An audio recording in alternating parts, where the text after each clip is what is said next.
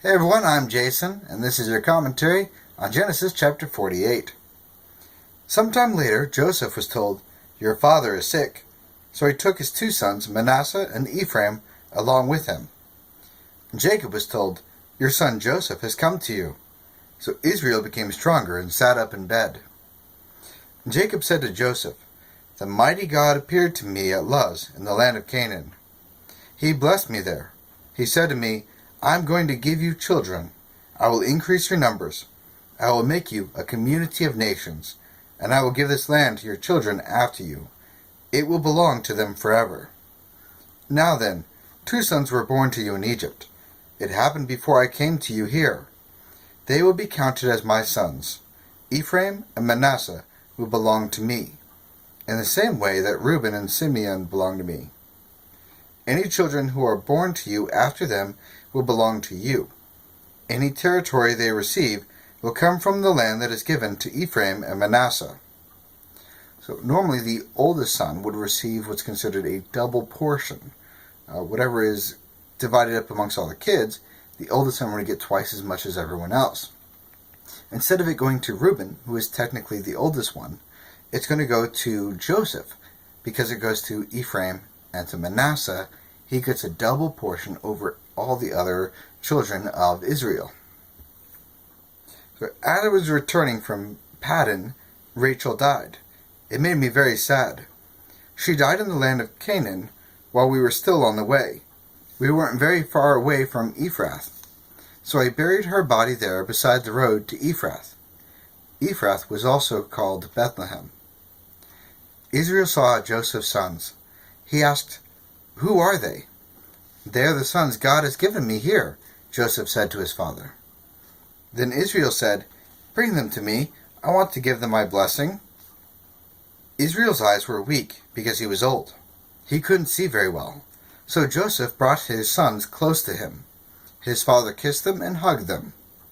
Israel said to Joseph, "I never thought I'd see your face again, but now God has let me see your children too." Then Joseph took his sons away from Israel's knees. He bowed down with his face to the ground.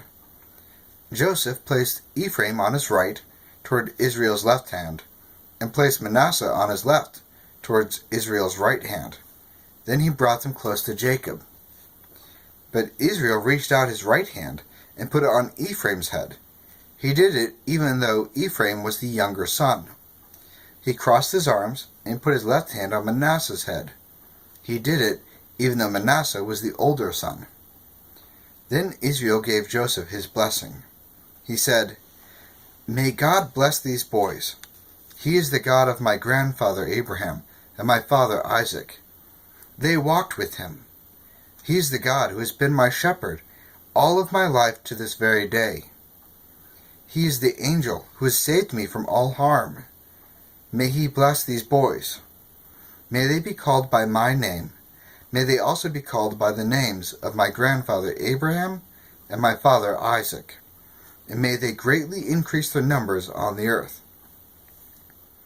Joseph saw his father putting his right hand on Ephraim's head, and Joseph didn't like it. So he took hold of his father's hand to move it over to Manasseh's head. Joseph said to him, "No, my father. Here's my older son. Put your right hand on his head." But his father wouldn't do it. He said, "I know, my son. I know. He too will become a nation. He too will become great. But his younger brother will be greater than he is. His children after him will become a group of nations." Now, previously, Jacob deceived his father Isaac. Even though Jacob was the younger brother, he received the blessing that was supposed to go to the older brother. Well, now that Jacob's older and he's more in tune with God's will, he's not going to give the blessing out of ignorance to the younger son. He's doing it on purpose.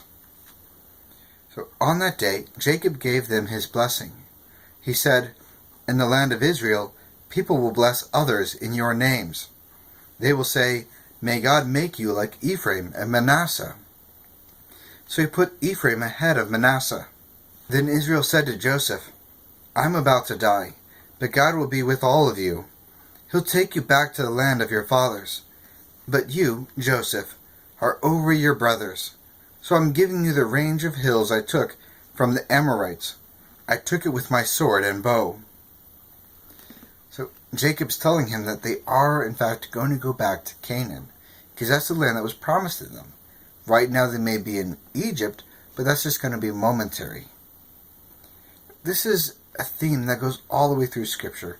It's the one we should really pay attention to, because sometimes where we reside, where we're currently living, is not where we are meant to be. God has a place for us where we belong, somewhere that He's prepared for us. And so, in the moment, we may feel out of place. But rest assured, God has a promised land for us. Whether it be like with the Israelites, that they would have land over in Canaan, or it is a promised land for believers that we're going to go to heaven one day. We're going through our Egypt or our wilderness or whatever it is right now. But God promises it's temporary, and He has an eternal home for us if we just go with Him and get through to the other side. Okay, that's it for commentary on Genesis chapter 48. Thank you so much for joining me, and I'll see you guys next time.